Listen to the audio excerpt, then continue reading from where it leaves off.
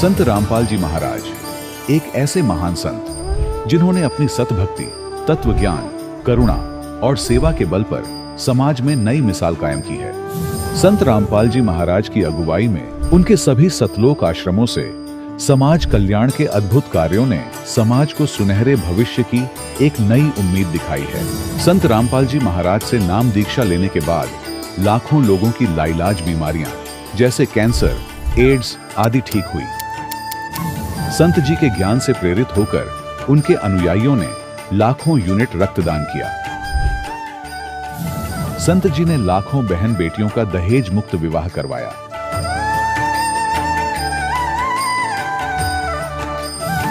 संत जी ने लाखों लोगों का नशा छुड़वाया, करोड़ों उजड़े परिवार बसे।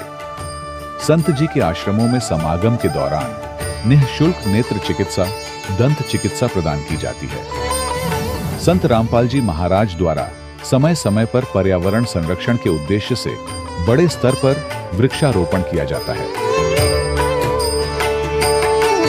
संत जी ने जरूरतमंदों को तत्काल राहत पहुंचाने के लिए एम्बुलेंस सेवा शुरू की। संत जी अपने अनुयायियों को देहदान के लिए प्रेरित करते हैं, जिससे मानवता की सेवा और चिकित्सा क्षेत्र में सुधार हो सके।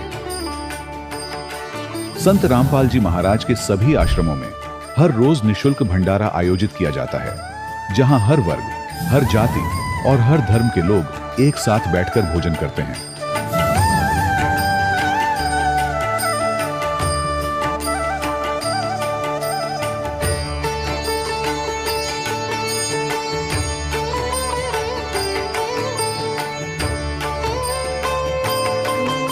संत रामपाल जी महाराज की अन्नपूर्णा मुहिम ने गरीब और बेसहारा लोगों के जीवन में एक नई ऊर्जा और उम्मीद को जन्म दिया है।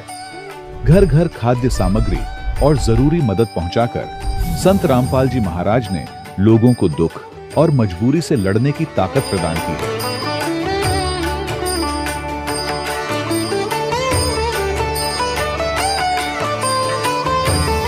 संत रामपाल जी महाराज द्वारा गरीब लोगों के लिए घर बनवाने का अद्भुत कार्य एक ऐसी मिसाल कायम कर रहा है जो सदियों सदियों संत जी की उदारता और दया भावना के तौर पर जाना जाएगा।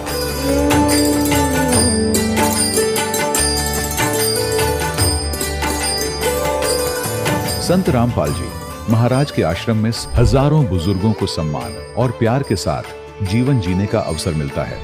उनके खाने, रहने और स्वास्थ्य की पूरी जिम्मेदारी संत रामपाल जी महाराज उठाते हैं। अनाथ बच्चों के लिए संत रामपाल जी महाराज के सभी आश्रम किसी वरदान से कम नहीं। यहाँ उन्हें शिक्षा, संस्कार और भविष्य के लिए बेहतर अवसर प्रदान किए जाते हैं।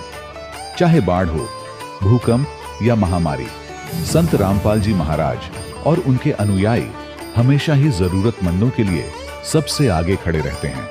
कोविड महामारी के दौरान संत रामपाल जी महाराज के आश्रमों से करोड़ों लोगों के लिए भोजन, दवाइयां और जीवन रक्षक सामग्रियां उपलब्ध कराई गई। चाहे गरीब की मदद हो या किसी शोषित और पीड़ित वर्ग के हक और सम्मान की लड़ाई, संत रामपाल जी महाराज ने हमेशा ही उनकी दबी आवाज को सरकारों तक पहुंचाया है और उन्हें उचित न्याय दिलवाने में अहम भूमिका अदा की है।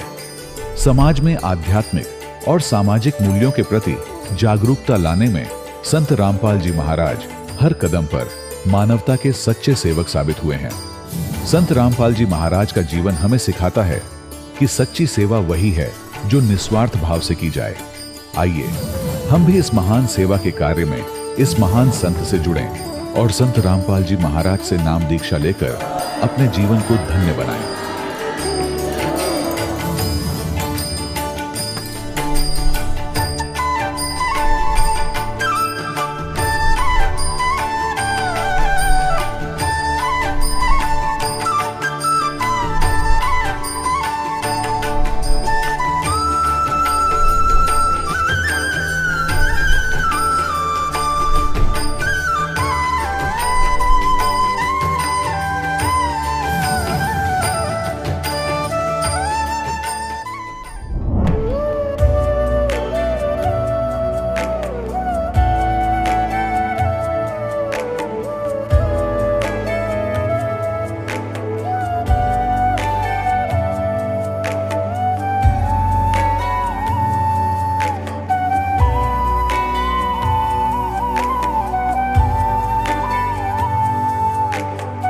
गीता अ18 के श्लोक नंबर 62 में भगवान स्वयं कह रहे हैं कि अर्जुन उस परमेश्वर की शरण में जा जिसकी कृपा से परम शांति व शाश्वत स्थान अर्थात सतलोक को प्राप्त होगा।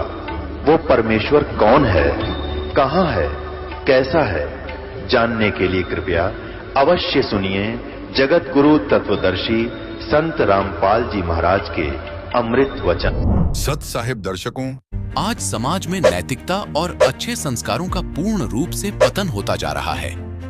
लोग नशे और बुरी संगत में फंसकर ऐसे घिनौने कर्म कर बैठते हैं जिसका खामियाजा पूरे समाज को भुगतना पड़ रहा है। वहीं दूसरी ओर एक ऐसा भी वर्ग सामने आया है जो तत्वदर्शी संत रामपाल जी महाराज जी के तत्व ज्ञान को अपने जीवन में गहराई से उतार रहे हैं। लाखों लोग बुरे कर्मों को छोड़ अच्छे संस्कारों को ग्रहण कर रहे हैं और धरती पर स्वर्ग जैसा माहौल बनाने की ओर अग्रसर हो रहे हैं। इसका ही जीवंत उदाहरण बने हैं संत रामपाल जी महाराज जी के ही एक अनुयायी बदरपुर दिल्ली के रहने वाले अमित कुमार जी। ये पहले बहुत ज्यादा नशा करते थे, बुरी आदतों के आदी हो चुके थे और गलत संगत में फंसकर अपना मानव जीवन नष्ट कर लिया था। इसके साथ ही इनके परिवार में भी दुखों की कमी नहीं थी। बहन की मृत्यु हो गई तो वहीं पापा जी को जानलेवा बीमारी टीबी हो गई थी। पर हैरानी की बात तो ये है कि जब से इन्होंने संत रामपाल जी महाराज जी का सत्य आध्यात्मिक ज्ञान ग्रहण किया है, तब से ये एक सभ्य व्यक्ति बन चुके हैं और सर्व प्रकार के दुख कष्टों से निजात पा चुके हैं।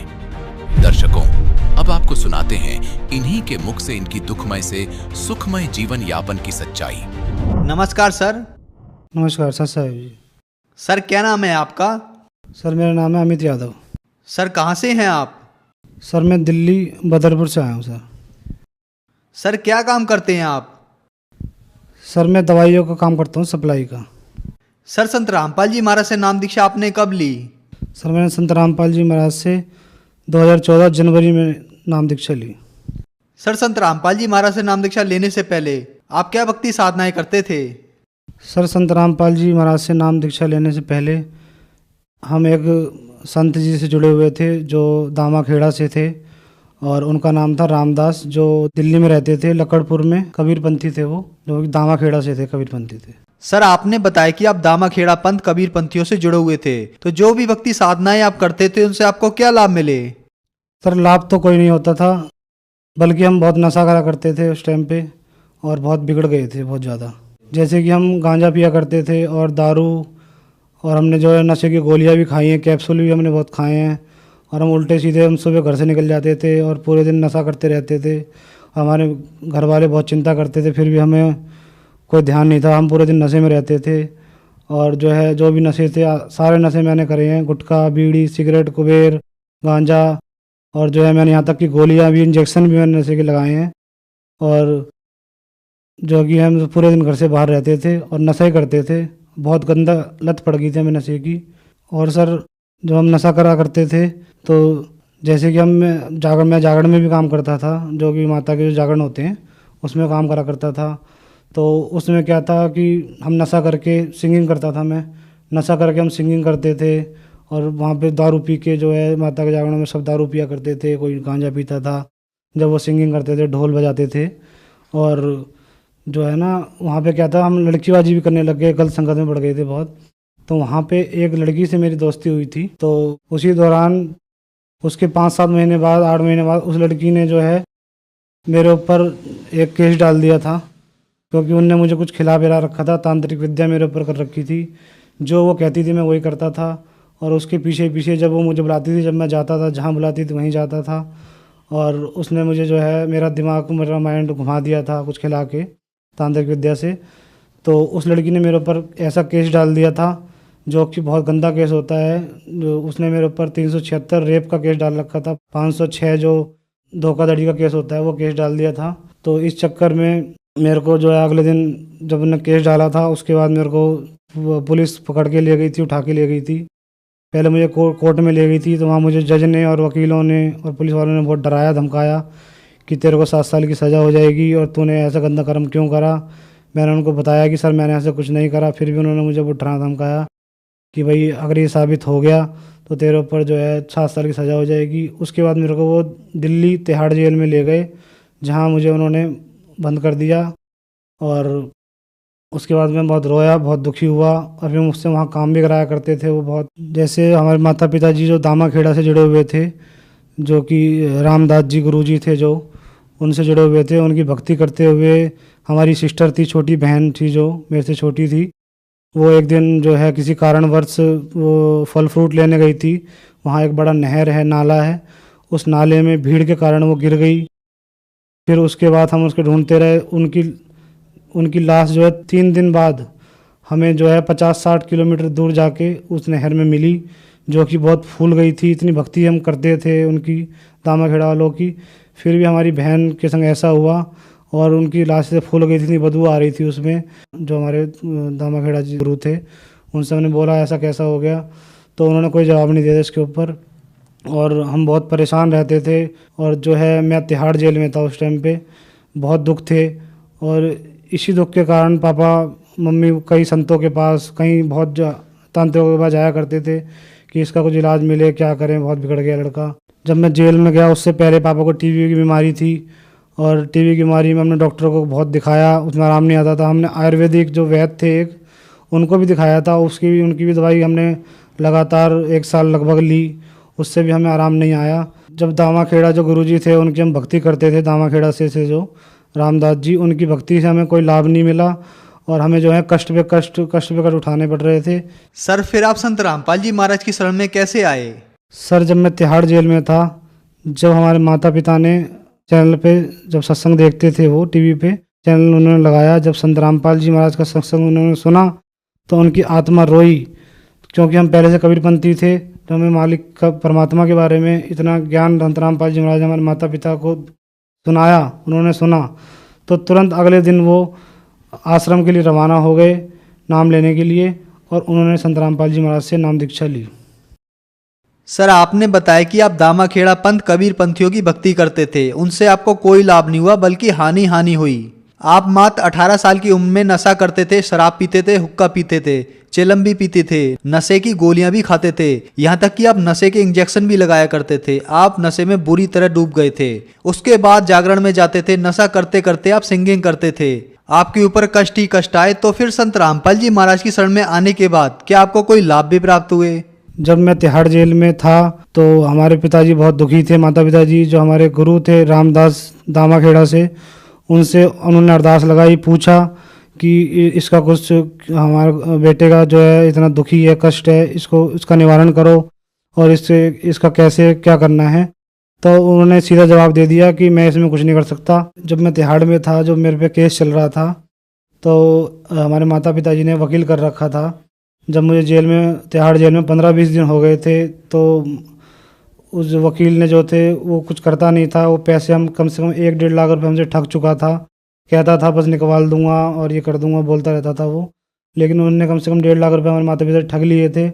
जब सदगुरु रामपाल जी महाराज से हमारे माता पिताजी ने नाम लिया, उसके बाद लगभग 5-7 दिन बाद जब मेरी मिलाई के दिन था, उस दिन माता पिताजी मेरे से मिलने आए, तिहाड़ जेल में, दिल्ली में है जो, और मेरे को उन्होंने बताया कि बेटा हमने संत रामपाल जी महाराज जो हैं, हम उनका सत्संग सुन के हमने उनसे नाम दीक्षा ले ली है, और आप भी ऐसा करा करो और संत रामपाल जी महाराज की जय बोल के प्रणाम करा करो, तो परमात्मा आप पे दया करेंगे। तो मैं जो है डेली, फिर पहले वहाँ जेल में मैं देवी देवताओं की, हनुमान जी की और शंकर जी की बहुत भक्ति करा करता था।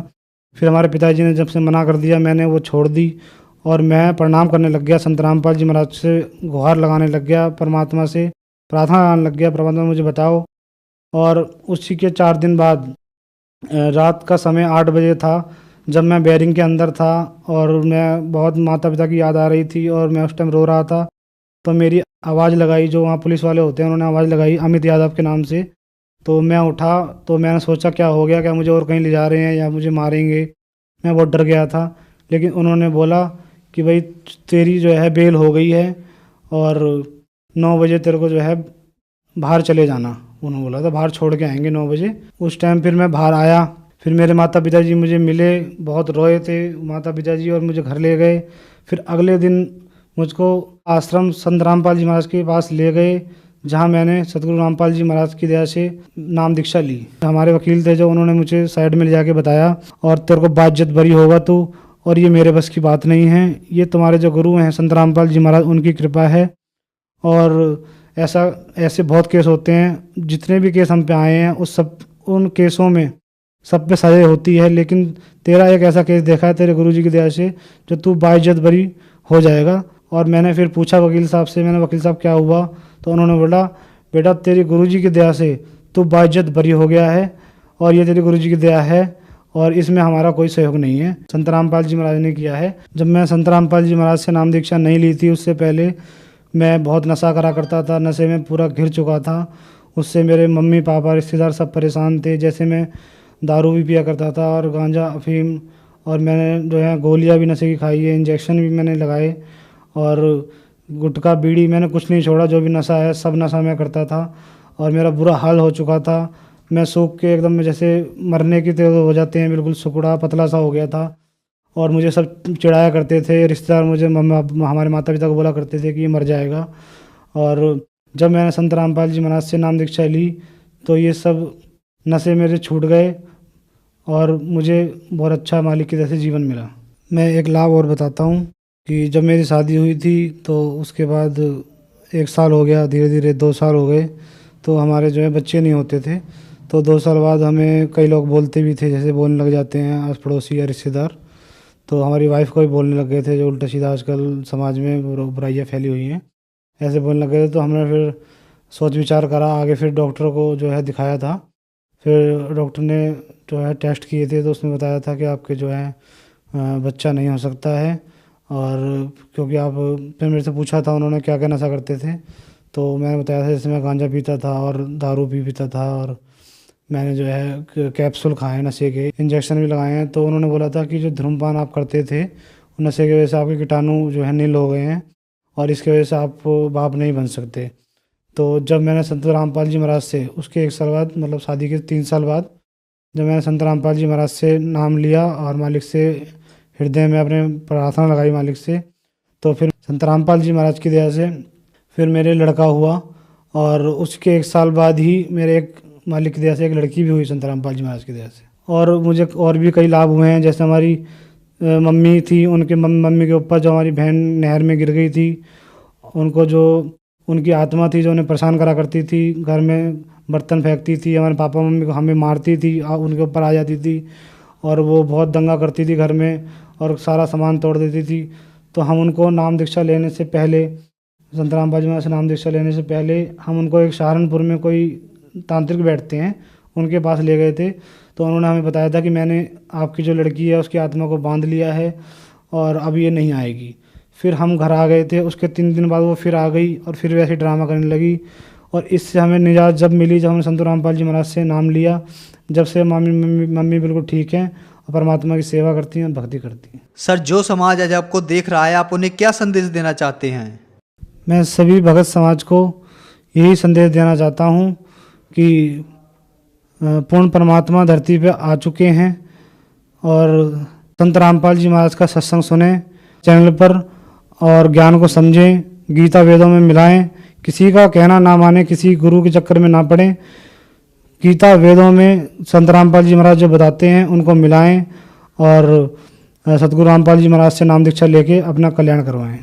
सर, आज का युवा नशे में लिप्त है। नशा एक बहुत बड़ी बीमारी बनता चला जा रहा है। आप भी बहुत सारा नशा करते थे और जो लोग नशा करते हैं और बहुत सारे पैसे खर्च करने के बाद भी वे अपना नशा नहीं छोड़ पा रहे हैं, तो क्या संत रामपाल जी महाराज से उनका नशा छूट सकता है? हाँ जी, जैसे मैं नशा करा करता था, संत रामपाल जी महाराज की दया से मेरा नाम दीक्षा लेते ही सारा नशा छूट गया। ऐसे ही जो मेरे भाई और बुजुर्ग जो भी हैं जो नशा करते हैं, उनको मेरा संदेश है संत रामपाल जी महाराज की दया से कि जो है नशे को त्यागें और संत रामपाल जी महाराज से नाम दीक्षा लें। और संत रामपाल जी महाराज से नाम दीक्षा लिए बिना आपको नशा नहीं छुड़वा सकते। सरकार भी बहुत सी अभियान चलाती है नशे के ऊपर, और लेकिन उसमें कुछ फ़ायदा नहीं होता। अगर नशा छूट सकता है तो सिर्फ संत रामपाल जी महाराज की शरण में आके नशा छूट सकता है, अन्यथा कहीं नहीं।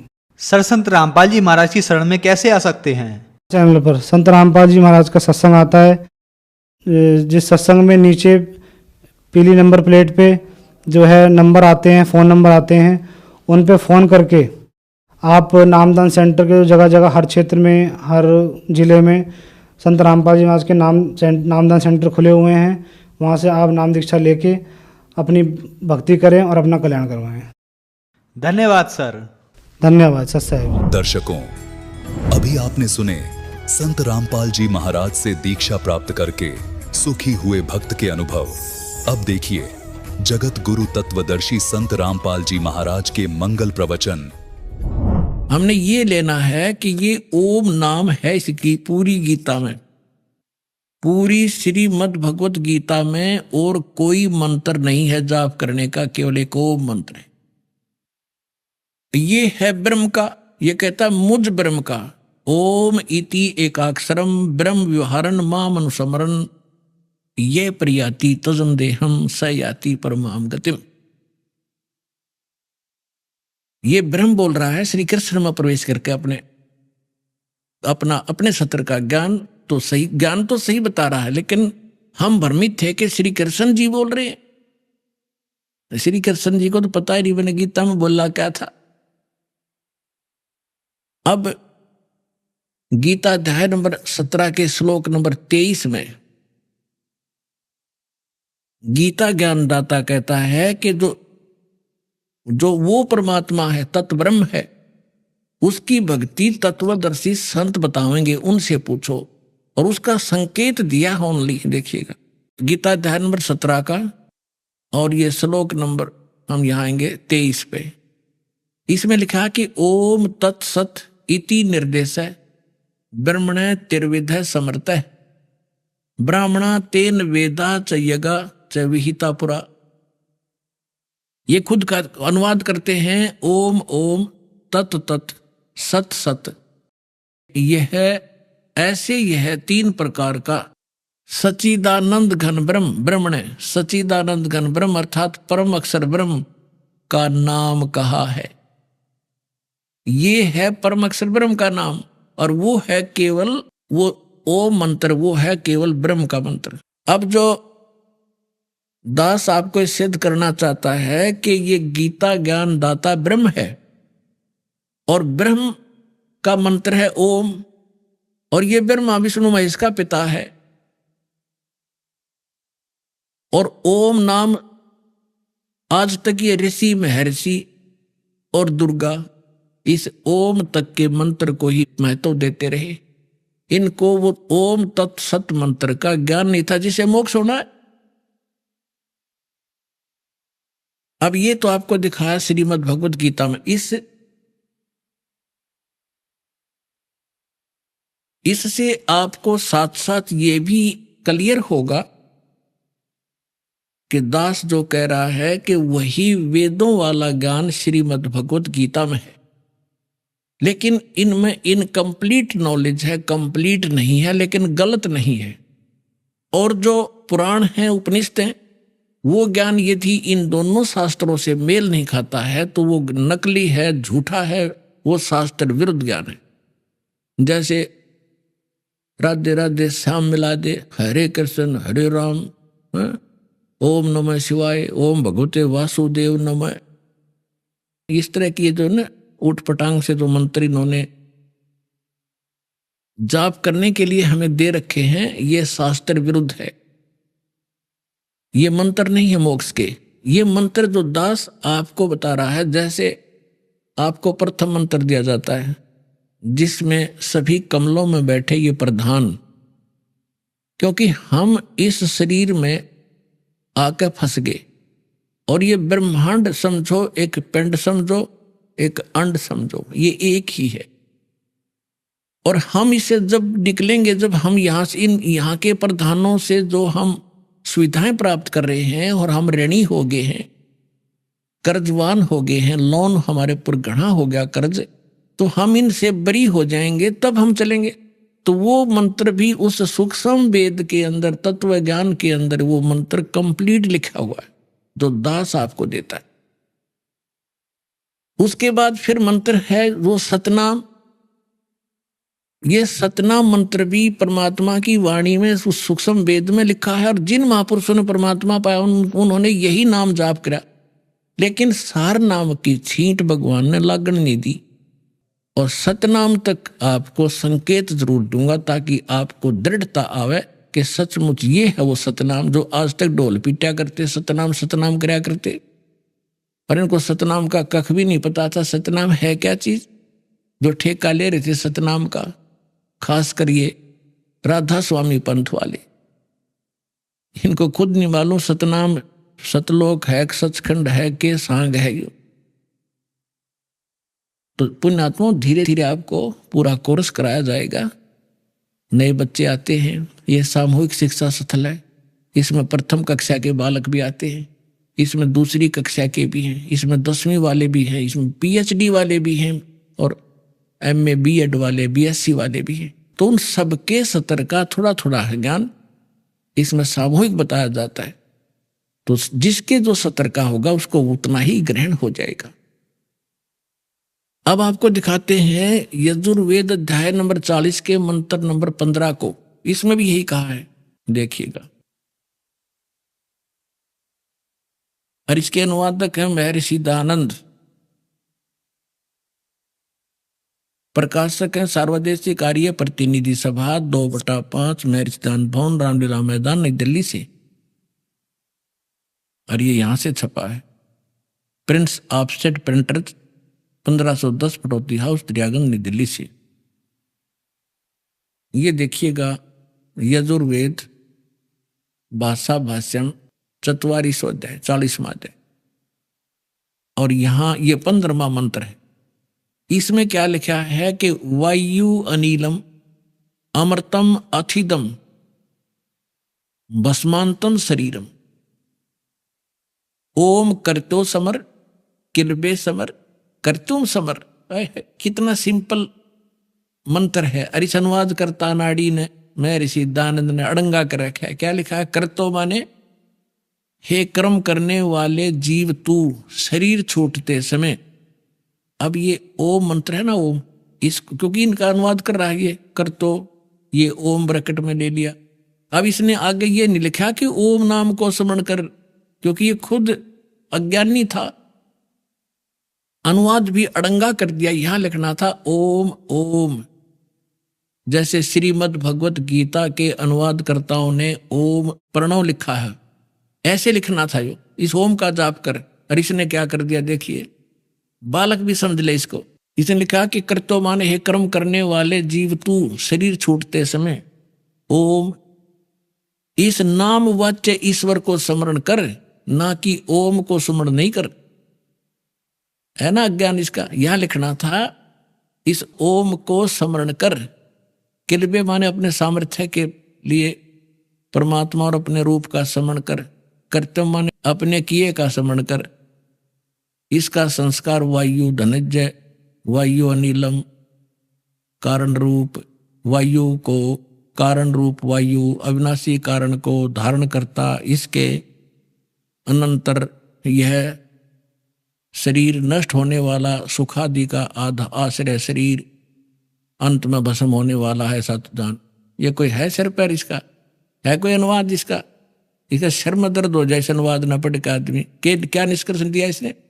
इसका सीधा सा अर्थ है वायु अनिलम अथिदम भस्मांतम शरीरम, और ओम करतो समर। करतो माने काम करते करते ओम का सिमरण कर, और किलबे माने कलबलाहट के साथ, विशेष कसक के साथ, विशेष तड़फ के साथ भगवान का सिमरण कर इस नाम का। और कर्तुम माने अपना मूल उद्देश्य जानकर मनुष्य जीवन का काम ही भक्ति करना है। इस उद्देश्य से परिचित होकर ओम नाम का जाप कर। और जब शरीर छोड़कर जाएगा, तेरा जो प्राण है, वायु माने प्राण, जीव, तेरा जो जीव है, जब तू शरीर छूटेगा तेरा, उस समय इस ओम नाम के जाप से जितना अमृतो, जो परम गति तेरी होनी है, इस तक होएगी। और यही श्रीमद् भगवत गीता अध्याय नंबर 8 के श्लोक नंबर 13 में गीता ज्ञानदाता कहता ओम इति एकाक्षरम ब्रह्म विवरण माम अनुसमरण ये प्रयाति तजन देहम सयाति परमाम गति। मुझ ब्रह्म का केवल एक ओम मंत्र है। अब इन दोनों सदग्रंथों से मिलकर इसका निष्कर्ष सही निकलेगा। और तीसरा परमात्मा वाला ज्ञान तो सारा अंधेरा हटावेगा, उसको हम बाद में छेड़ेंगे। तो पहले आप जिन सदग्रंथों पर आधारित हैं इन्हीं में प्रमाणित किया जाए, ताकि आपकी बुद्धि आगे कैच करने योग्य हो कि आगे भी जो बोलेगा दास सारी सच्ची होंगी। अब इन दोनों सदग्रंथों से, पवित्र वेद और पवित्र गीता से यह सिद्ध हो गया कि दोनों एक ही जैसा ज्ञान रखते हैं। अब इसमें थोड़ा सा 40वें अध्याय का 10वां मंत्र और दिखाता हूं आपको। ये देखिएगा, ये 44वां अध्याय 40वें अध्याय का, और ये मंत्र है 10वां। इसमें क्या लिखा है? हे मनुष्य, जैसे धीराणाम मेधावी योगी विद्वानों से, धीराणाम माने तत्वदर्शी संतों से जो वचन सुनते हैं, ये वेद ज्ञानदाता कह रहा है, जैसे गीता में कह रहा हुआ है जो का तुम। और वे जो लोग हमारे लिए विचक्षरे माने विस्तार पूर्व कहते हैं, जो वे लोग संभवात माने संयोग जन्य कार्यों से, असंभवात माने उत्पन्न नहीं होने वाले कारण से। ये तो अटपट कर रहा था, इन्होंने तो भांग का टूटा मार के और बैठ जाता जो एंड बेंड अनुवाद कर दिया मैं ऋषि मान्य रहे थे इसने। अब इसमें संभवात माने उत्पन्न होना ये स्पष्ट है इन्हीं के शब्दों में। असंभवात माने उत्पन्न नहीं होने वाला, और संभवात माने जन्य यानी उत्पन्न होने वाला। संभवात माने उत्पन्न होने वाला, इसका सीधा सा अर्थ है कि कोई तो आहु माने कहते हैं, कोई तो कहते हैं कि परमात्मा उत्पन्न नहीं होता, और कोई कहते हैं कि परमात्मा उत्पन्न होता श्री राम और श्री कृष्ण रूप में। तो इसमें लिखा है कि हे मनुष्यों, जैसे हम लोग इन तत्वदर्शी संतों विद्वानों से जो वचन सुनते हैं और वो बताते हैं, वो लोग हमारे साथ विस्तार के साथ हमें बताते हैं, तो उनको तुम भी सुनो। यो गीता ज्ञानदाता कहता है जो वो बताना चाहते हैं उनको तुम भी सुनो। इससे सिद्ध है कि वेद में कंप्लीट ज्ञान नहीं है, जैसे गीता का ज्ञान है वैसा ही। गीता अध्याय नंबर 4 के श्लोक नंबर 34 में कहा कि उस तत्व ज्ञान को जो सच्चिदानंद गण अपने मुख से बोलते हैं, वो तत्व ज्ञान है, उसको तत्वदर्शी संतों के पास जाकर समझ। देखिएगा, अब श्रीमद् भगवत गीता उठा ली हमने, अध्याय नंबर 4 का और श्लोक नंबर 32 आपको दिखाते हैं।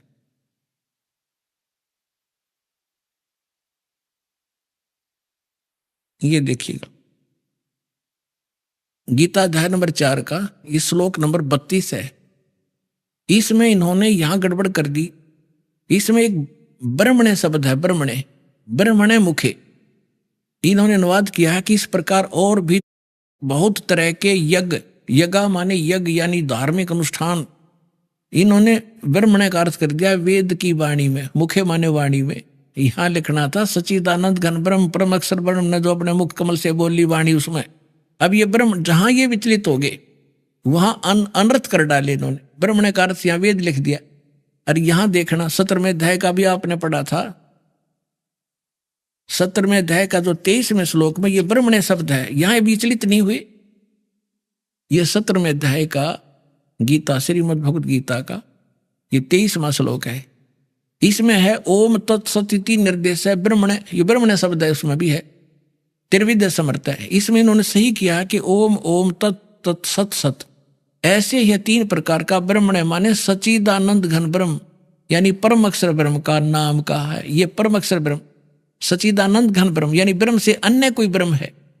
तो यहां इन्होंने ब्रह्मणे का अर्थ वेद की वाणी कर दिया। अब चौथे अध्याय का 32 में फिर आगे यहां लिखा है कि इस प्रकार और भी बहुत तरह के यज्ञ, यज्ञ माने धार्मिक अनुष्ठान, सच्चिदानंद घन ब्रह्म की वाणी, मुखे माने उसने अपने मुख कमल से बोली उस वाणी में, विस्तार से कहे गए हैं। उन सब को तू कर्म जान यानी काम करते करते हठ योग से नहीं, जैसे अभी आपने यजुर्वेद अध्याय नंबर 40 के मंत्र 15 में पढ़ा, ओम करतु समर किलबे समर और करतुम समर।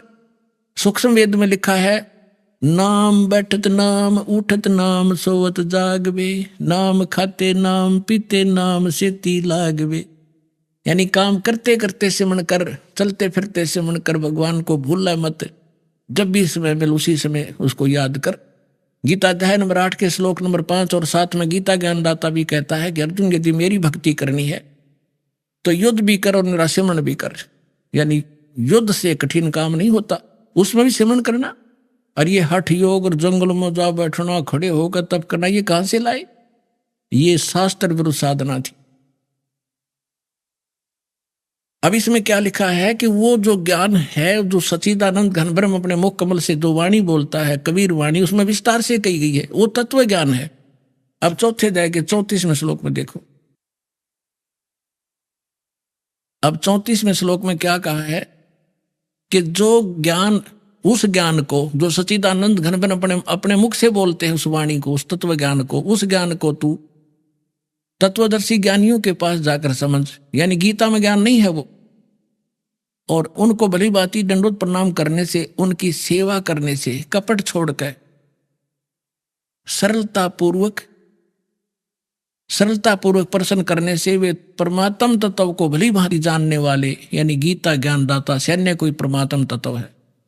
परमात्म तत्व को भली भांति जानने वाले तत्वदर्शी संत, यानी तत्वदर्शी संत, तत्वदर्शी न, वो ज्ञानी महात्मा तुझे तत्व ज्ञान का उपदेश करेंगे। इति सिद्धम के गीता के अंदर वो तत्व ज्ञान नहीं है। और ये ओम नाम ब्रह्म का है। ओम के जाप से क्या उपलब्धि होती है, कौन सी परम गति होती है, अब ये निष्कर्ष निकालते हैं। इसके साथ साथ ये भी निष्कर्ष निकालेंगे कि ब्रह्मा विष्णु ये महेश ये भगवान नहीं है, ये ईश नहीं है। हमारे सदग्रंथों में लिखा, देखिएगा, ये शिव महापुराण, इसमें संस्कृत भी साथ है। प्रथम भाग ये कहां से छपा है? श्री शिव महापुराण विद्यावरिधि पंडित ज्वाला प्रसाद जी मिश्रकृत, हिंदी टीका सहित, खेमरा श्री कृष्णदास प्रकाशन, मुंबई। अब आपको थोड़ा वर्बली समझाता हूं कि एक बार श्री ब्रह्मा जी विष्णु जी के पास चले गए और इन ऋषि महर्षियों ने जो साधनाएं की, हठ योग किए, समाधिस्थ हुए, ये काल भगवान जो इन ब्रह्मा विष्णु महेश का पिता है, इसने प्रतिज्ञा कर रखी है कि मैं अपने ओरिजिनल काल रूप में कभी किसी के समक्ष नहीं आऊंगा। तो ये क्या करता है, जो ये ऋषि लोग समाधि लगाया करते, हठ योगी ने सीख रखा था, डले डौन की आदत थी, तो किसी को ब्रह्मा जी के रूप में दर्शन दे देता। जो ब्रह्मा जी को ये आम ऋषि अपने पास ही देखा करते थे साकार में, किसी को विष्णु जी के रूप में दर्शन दे देता, किसी को शिव जी के रूप में, अपने पुत्रों के रूप में। तो जो साधक था वो ये कहने लग जाते, भाई ये ब्रह्मा जी खुद भगवान है, ये अपने को छुपाए बैठे हैं। इस बात से ब्रह्मा जी फूल गए, अब मैं प्रजापिता हूं। और जिनको विष्णु जी के रूप में दर्शन दिए उसने, वो विष्णु जी के गुणगान करने लगे कि ये सर्वेश्वर है, महेश्वर है, सारी सृष्टि के रचने वाले यही है। इस बात से विष्णु जी को भ्रम हो गया कि मैं भगवान हूं। और इसी तरह शंकर भगवान की सती थी, जानो।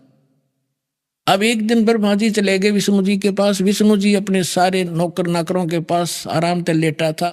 यहां तक मान बढ़ाई हुई तो बहुत बुरी है ना। और ब्रह्मा जी आए, जब ये खड़े नहीं हुए और न ही सत्कार किया, अक्दे मेरी बेइज्जती हो जाए, विष्णु जी ने सोची। तो ब्रह्मा जी ने कहा कि मैं तेरा बाप आया हूं और तू मुझे देखकर आकड़ पाड़ा है। विष्णु जी बोला कि मैं तेरा बाप हूं, तो मेरी नाभि कमल से उत्पन्न हुआ है। ब्रह्मा जी कहने लगे कि नहीं, सारा संसार मेरे से उत्पन्न हुआ है और मैं सर्वेश्वर हूं, सबका उत्पन्न करता हूं। इस बात पर दोनों का झगड़ा हो गया। फिर ये काल ने इनके बीच में एक लिंग खड़ा कर दिया, तेजों में स्तंभ, बहुत लंबा चौड़ा। ये झगड़ा भूल गए, उसका और छोर खोजन लगे। फिर वो खुद आ गया अपने पुत्र शिव जी का रूप बना के, और फिर लग गया इनको ज्ञान देने कि तुम भगवान नहीं हो, अपने आप को भगवान मान बैठे। ये देखिएगा, अब हम इस पुस्तक से आपको क्लियर करेंगे। श्री शिव महापुराण विद्यावरिधि पंडित ज्वाला प्रसाद जी मिश्रकृत, हिंदी टीका सहित, खेमरा श्री कृष्णदास प्रकाशन, मुंबई।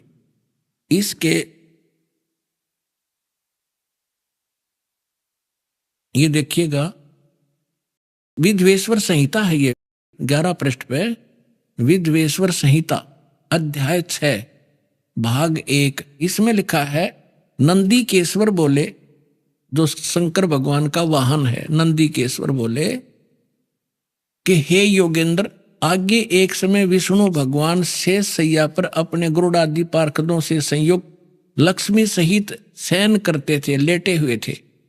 उस समय ब्रह्म ज्ञानियों में श्रेष्ठ ब्रह्मा जी अपनी इच्छा से वहां आए। सब प्रकार से सुंदर सेज पर शयन करते हुए कमल लोचन विष्णु जी से पूछने लगे, तुम कौन हो जो मुझे देखकर अभिमानी पुरुष के समान शयन करते हो? हे वत्स, हे बेटा। ब्रह्मा जी बोले विष्णु जी से कहने लगे कि हे बेटा उठो, मैं तेरा जनक आया हूं। हे वत्स उठो, देखो मैं तुम्हारा स्वामी आया हूं। आए हुए गुरु को देखकर, गुरु माने बड़े को, जो अभिमान करता है उस द्रोही मूड का प्रायश्चित होना उचित है। यह सुनकर विष्णु जी के अंतर में तो क्रोध हुआ, अंदर तक घना गुस्सा हुआ, पर ऊपर तो शांत, लोग दिखावा शांत रहा, बाहर से शांत रहे और बोले कि वत्स, ए बेटा तुम्हारा मंगल हो, बैठो इस आसन पर विराजो। इस समय तुम्हारा नेत्र कुटिल और मुख वक्र क्यों हो गया, यानी टेढ़ी आंख क्यों कर रहा है तू? आजा बैठ जा बेटा।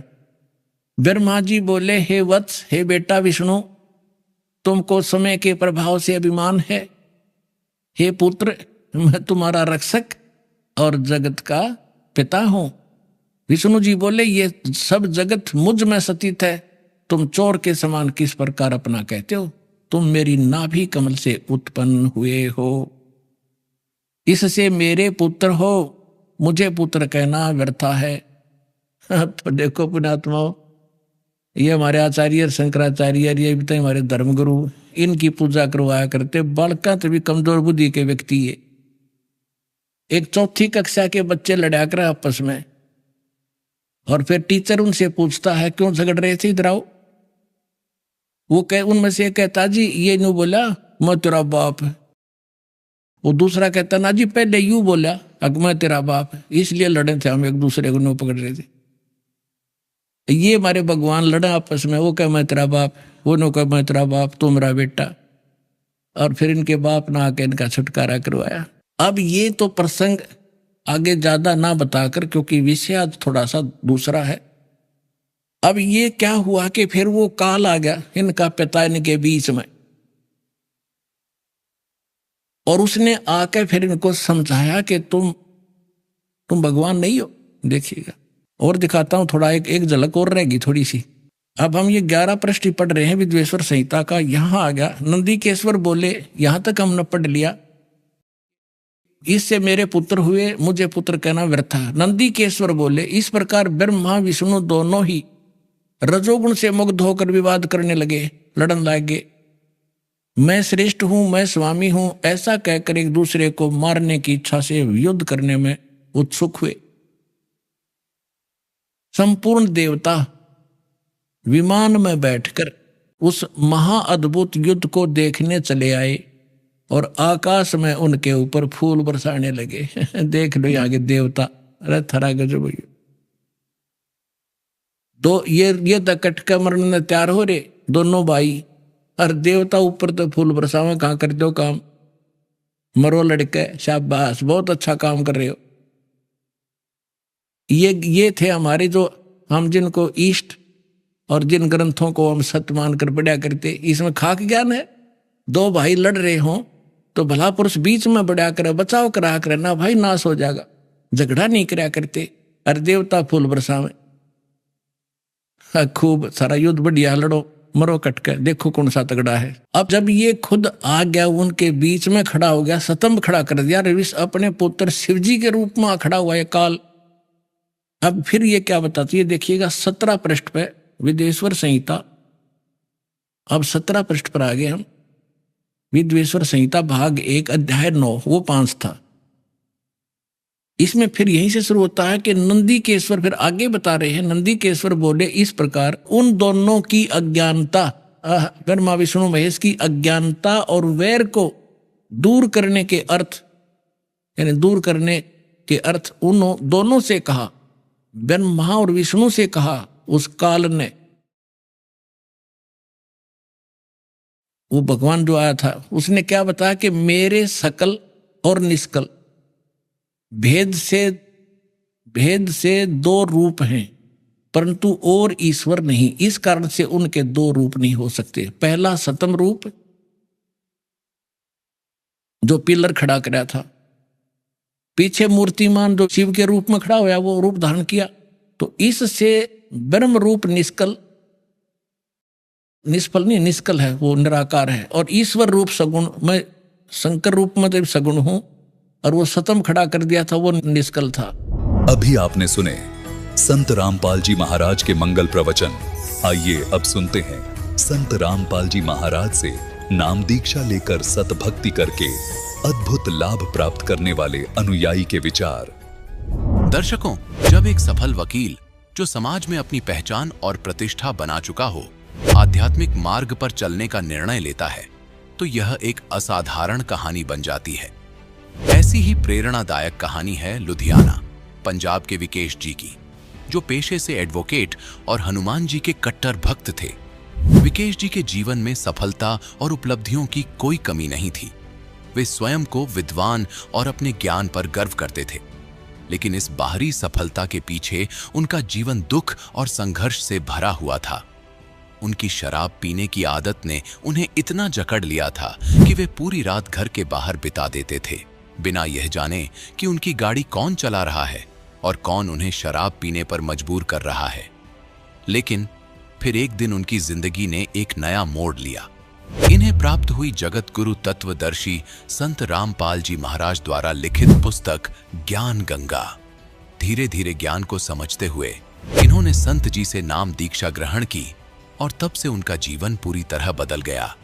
शराब की लत जो इन्हें भीतर से खाई जा रही थी, एक झटके में छूट गई।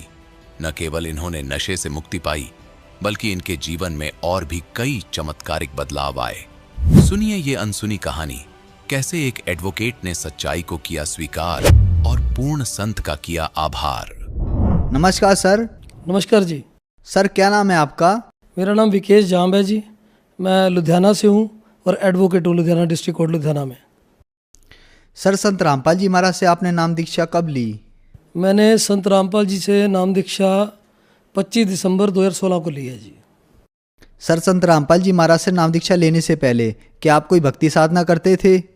संत रामपाल जी से नाम दीक्षा लेने के पहले मैं कई भक्ति करता था जी। सबसे पहले मैं ये बताऊंगा कि मैं हनुमान जी का परम भगत था जी। तो मैं हर मंगलवार को हनुमान जी के मंदिर में भी जाया करता था, और बाकी दिन मैं रूटीन में मंदिर के आगे भी गुजरता था तो हाथ जोड़ के निकल जाता था। लेकिन मंगलवार वाले दिन मैं हनुमान चालीसा का उच्चारण भी करता था, पढ़ता भी था, और जितना वक्त मंदिर में मुझे लग सकता था मैं उतना बिताता था वहाँ पे। तो सर आप हनुमान जी के परम भक्त थे। जो आप हनुमान जी की भक्ति करते थे उससे आपको क्या क्या लाभ हुए? जब मैं लुधियाना में आया था 19 सितंबर 2001 को जी, तो उसके बाद मैं यहाँ पे आने के बाद जब मेरा धीरे धीरे थोड़ा सा काम चलने लग गया तो मैं बहुत ज़्यादा शराब पीने लग गया जी, बहुत ज़्यादा। तो सर ऐसा था कि शराब पीते पीते कई बार क्या होता था कि रात को जैसे 12 भी बज जाते थे, तो एक्सेस विस्की की वजह से फिर कुछ होश वोश नहीं रहता था, और मैं घर से यहाँ से निकल गए और फिर मतलब पूरी रात में घर नहीं लौटता था। फिर नेक्स्ट डे मेरे को कोर्ट भी जाना होता था, तो बड़ी हालात बड़े अजीब से थे। मैं कोर्ट भी जाता था, क्या करता कि मुझे काम भी करना है, और मुझे अपने आप से घृणा होने लगी थी कि मैं ये क्या कर रहा हूँ, मैं क्यों इतनी पी रहा हूँ। मुझे ये पता था कि मैं जो कर रहा हूँ मैं गलत कर रहा हूँ, लेकिन मुझे कोई भी ऐसी चीज़ आज तक नहीं मिली थी कि जिसकी वजह से मैं इसको छोड़ूँ। मैं सोच रहा था कि इसको छोड़ूँ तो कैसे छोड़ूँ, तो बहुत कोशिश की मैंने। इवन कई बार घर पे भी बात होती थी तो जो हमारे नियर्स एंड डियर्स हैं वो भी मेरे को कहा करते थे कि हम तेरी सब बातें मानने को तैयार हैं, लेकिन अगर तू ये विस्की छोड़ दे तो हमारा जो घर है ये ठीक हो सकता है। तो मतलब घर की हालत इतनी दयनीय थी, मैं घर नहीं लौटता था, मेरे हालात ख़राब होते थे, मैं रात को परेशान भी होता था, और कभी कभी ऐसे हालात होते थे कि कलह जिसको हम बोलते हैं, मतलब मैं क्या आपको बताऊं कि हालात जो थे बद से बदतर थे, और मैं बहुत खुद परेशान था, लेकिन बहुत कोशिशों के बावजूद भी मैं अपनी विस्की को नहीं छोड़ पा रहा था। इसके अलावा और भी कई व्यसन थे जो मैं किया करता था, और भी बहुत सी गलतियां थी जो मैं किया करता था, लेकिन मैं उनसे उभर नहीं पा रहा था, उनको छोड़ नहीं पा रहा था। बहुत देर से मैं तड़पता था। रात को कई बार मैं लौट के नहीं आता था, मुझे ये लगता था कि कहीं कोई मेरे को मार ही देगा। जब मैं रात को अकेला सड़कों पे घूम रहा हूँ, गाड़ी लेके दूर तक चला जाता हूँ लॉन्ग ड्राइव, और मुझे खुद समझ नहीं आता था कि ये कौन है मुझे भगाया जा रहा है और मैं कहाँ जा रहा हूँ, मुझे खुद को नहीं पता होता था। नेक्स्ट डे क्योंकि मुझे फिर काम करना होता था, तो मैं फिर अपने काम में आके व्यस्त हो जाता था। शाम फिर हो जाती थी, फिर वही रूटीन मेरा शुरू हो जाता था। तो सर आपने बताया कि आप हनुमान जी की भक्ति करते थे और उसके साथ साथ आपको एक शराब पीने की बुरी लत लग गई और उसके कारण आपकी ज़िंदगी नर्क जैसी हो गई। तो फिर आप संत रामपाल जी महाराज की शरण में कैसे आए? सर ऐसा है कि मेरे को शुरू से अध्यात्म में इंटरेस्ट तो था ही। मैं जानना चाहता, मैं सुना करता था कि अक्सर सुना करता था, गुरु गोविंद दोनों खड़े काके लागू पाए, बलिहारी गुरु आपने जिन गोविंद दिया मिलाए।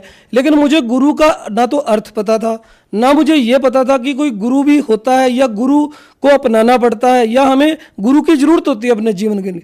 मैं अपने आप को ही सबसे बड़ा गुरु समझता था। मुझे ये लगता था कि मेरे से ज़्यादा ज्ञान कहीं भी नहीं है।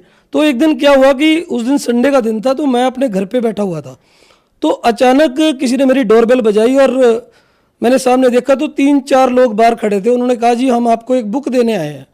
तो मैंने कहा जी मुझे तो ये बुक नहीं लेना। तो उन्होंने बोला कि ये बहुत बड़ा ज्ञान है, आप इस ज्ञान को एक बार पढ़ो, हम आपसे रिक्वेस्ट कर रहे हैं। तो मुझे ये लगा कि ऐसी हज़ारों किताबें इस दुनिया में चल रही हैं और मेरे पास तो अपनी लॉ की इतनी बुक्स हैं, मैं वो नहीं पढ़ पाता, तो ये किताब मैं कैसे पढ़ पाऊँगा। तो वो भी क्योंकि लॉ की बुक्स तो हमें मजबूरी में पढ़नी पड़ती है क्योंकि हमें अपना काम भी चलाना है, ठीक है ना। तो मेरे ख्याल में मैं भी उसी तरह दुनिया की तरह काम करे जा रहा था।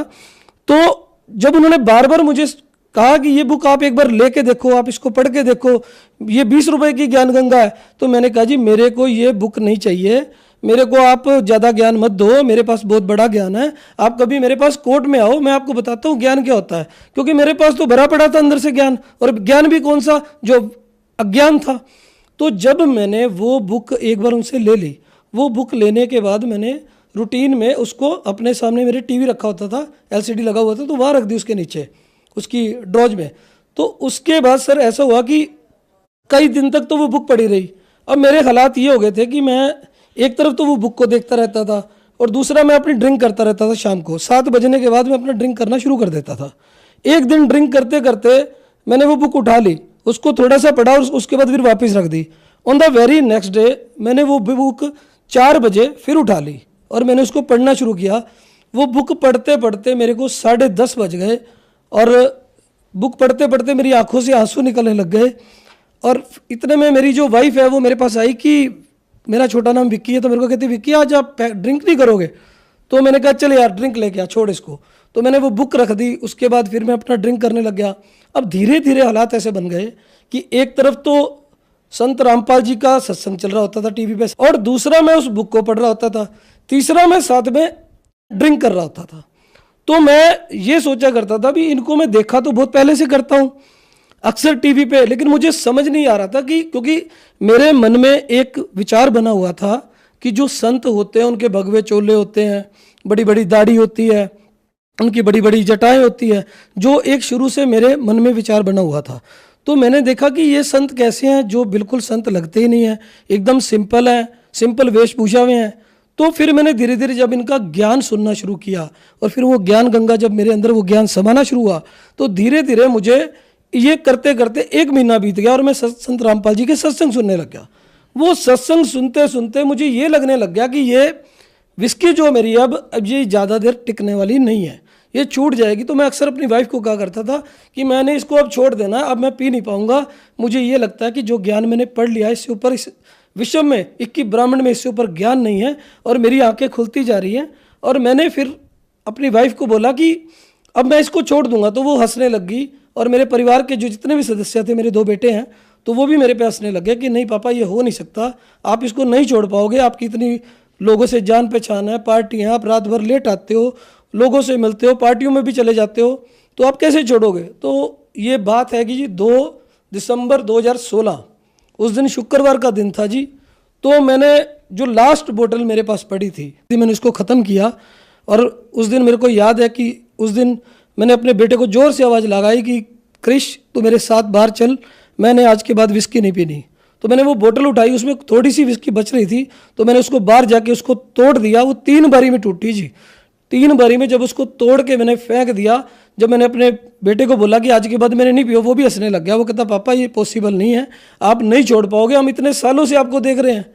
तो उसके बाद जब ये बात होती रही तो नेक्स्ट डे, उस दिन तो मैंने जो पीनी थी पी चुका था, तो नेक्स्ट डे हमारे जो थे इलेक्शनों के दिन चल रहे थे, हमारे सेक्रेटरी साहब खड़े थे इलेक्शन में, उन्होंने कहा कि देखो मैं तो इलेक्शन हार जाऊंगा अगर आप हमारी पार्टियों में नहीं आओगे।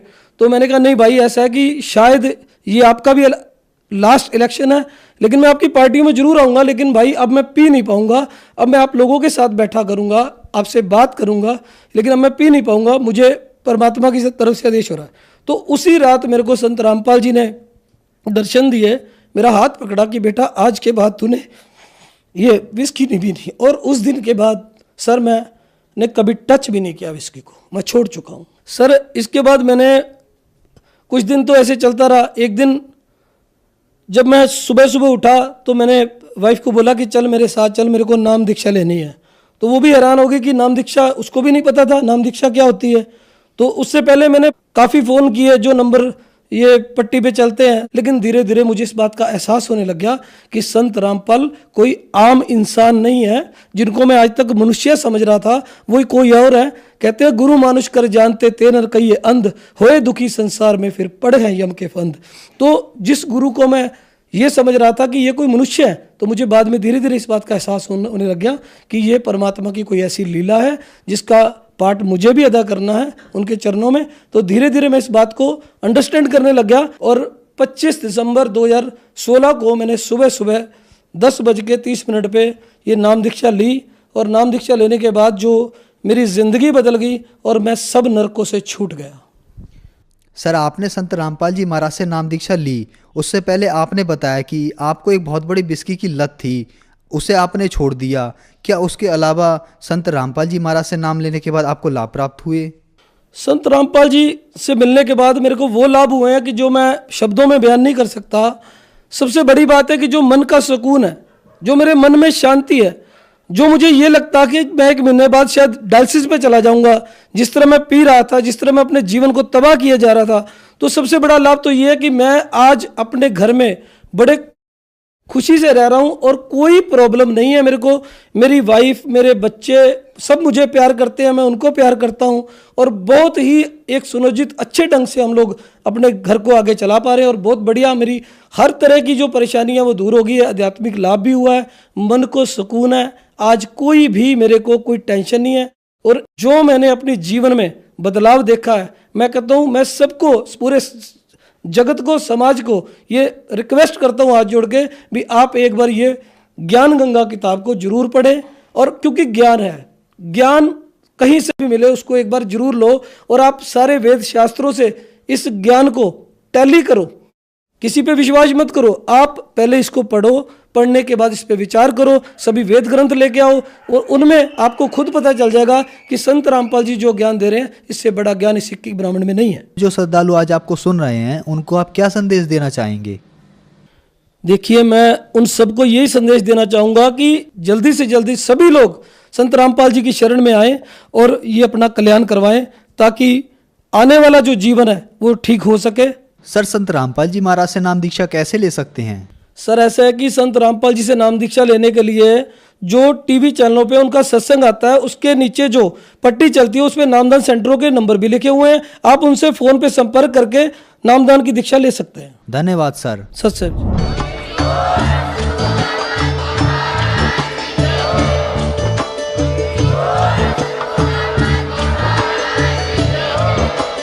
आप सुन रहे थे जगत गुरु तत्वदर्शी संत रामपाल जी महाराज जी के मंगल प्रवचन। अधिक जानकारी के लिए विजिट कीजिए हमारी वेबसाइट www.jagatgururampalji.org। संत रामपाल जी महाराज जी के शुभ आशीर्वाद से पूरे विश्व भर में 500 से भी ज्यादा नाम दीक्षा केंद्र हैं, जिन पर संत रामपाल जी महाराज जी द्वारा ऑनलाइन निशुल्क नाम दीक्षा दी जा रही है। अपने नजदीकी नाम दीक्षा केंद्र का पता करने के लिए संपर्क करें 8222880541।